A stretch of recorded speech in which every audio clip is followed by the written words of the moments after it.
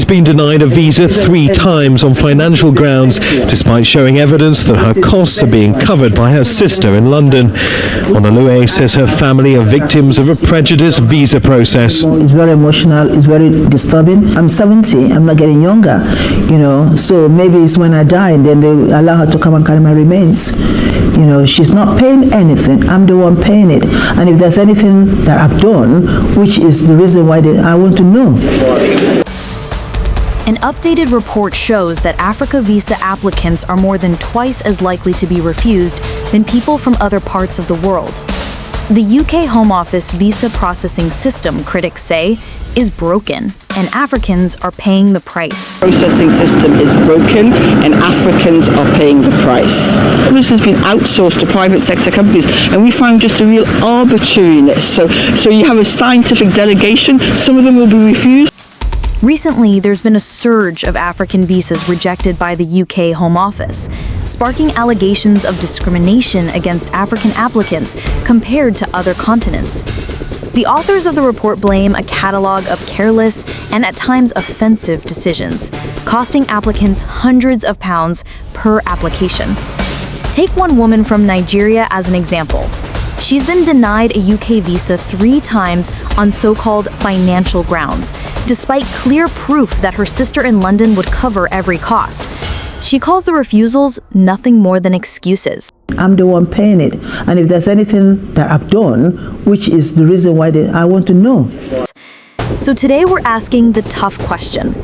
Are African visa applicants being systematically disadvantaged compared to everyone else? We're going to dig into the data, hear real stories, and uncover the true cost of a system many now call prejudiced and discriminatory. Before we continue, if you believe in content that holds systems accountable, make sure to subscribe and turn on notifications.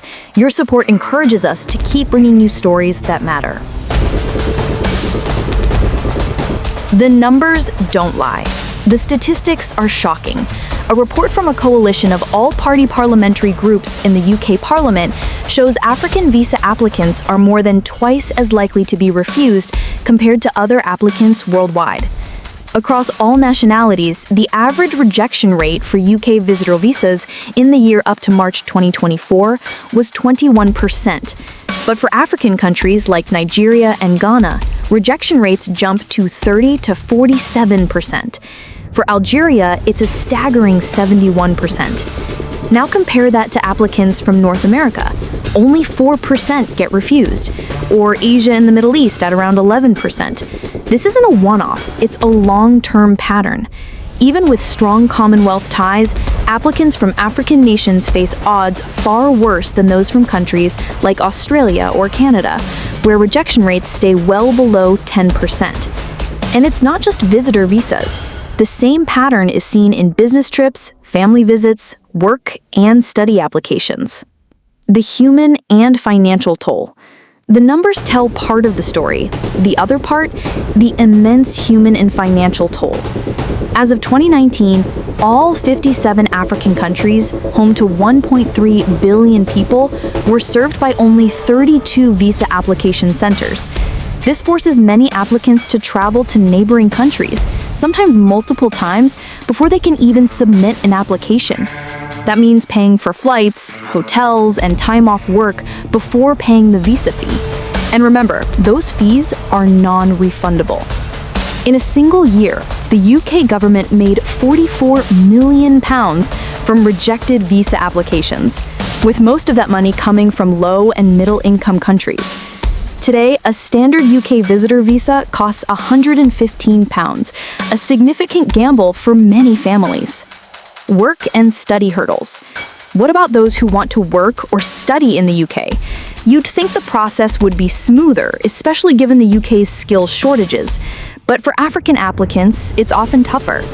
Highly skilled African professionals report longer processing times, more intense scrutiny, and extra documentation demands compared to applicants from Europe or North America. Then there's the financial barrier. The UK's salary threshold for skilled worker visas, £30,000 to £40,000, might be realistic in Toronto or Sydney, but in Lagos, that's equivalent to many years of the average salary. African students face similar struggles. While Chinese students enjoy a 95% approval rate and Indian students about 86%, African students average around 70%, despite meeting the same academic and financial requirements. For Ghanaian students, the rate was just 79% in 2024. The official response versus reality. The Home Office insists decisions are based on objective criteria, not discrimination. Of age, gender, religion, or race. The statement also says that the Home Office remains committed to making the right decision on visas first time, every time. Citing document verification challenges and immigration history as reasons for extra scrutiny. But immigration lawyers and advocacy groups tell a different story, one of vague refusals like insufficient proof of funds or uncertain intent to return, even when applicants provide overwhelming evidence. One mother from South Africa spent 10 months and a fortune just to secure a visa for her 6-month-old baby, despite having every legal right to bring her child. Beyond the border. Even after getting a visa, African professionals in the UK are more likely to be underemployed, working below their qualification level, than immigrants from other parts of the world. In healthcare, despite an urgent need for workers, African professionals face longer processing times and higher rejection rates than peers from India or the Philippines, even with identical credentials. African entrepreneurs see rejection rates up to 3 times higher than business people from developed countries, stifling trade and investment. The big picture.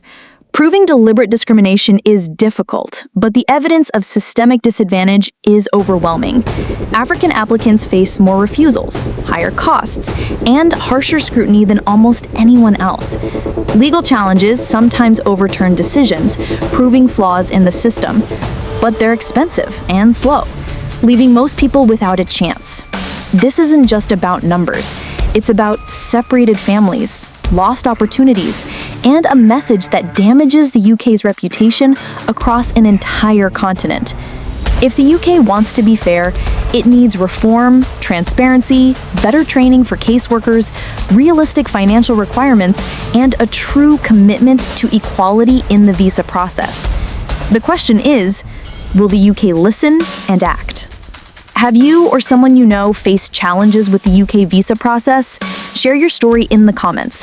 And don't forget to like, share, and subscribe for more investigative reports.